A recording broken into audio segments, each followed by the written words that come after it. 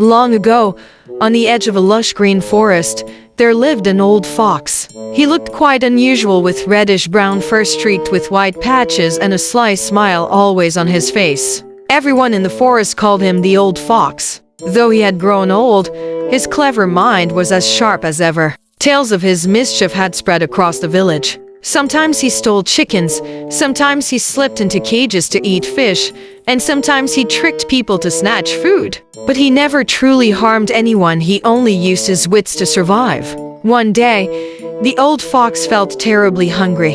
If only I could get a fat chicken today, he thought. Wagging his tail, he crept out of the woods toward the village. From a distance, he saw several chickens pecking grain in the yard while the villagers kept watch. His eyes gleamed with excitement, but he knew running straight in would be foolish. So he sat under a tree and soon hatched a plan. Slowly, he rolled himself across the ground until he lay still in the middle of the open path. He covered his face with one paw and kept one eye half open to watch everything. Soon, an old farmer noticed him and shouted, "Oh, has this fox died?"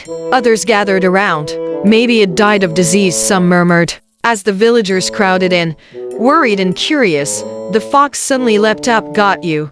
And in the blink of an eye, he grabbed a fat chicken in his jaws. Everyone screamed in shock.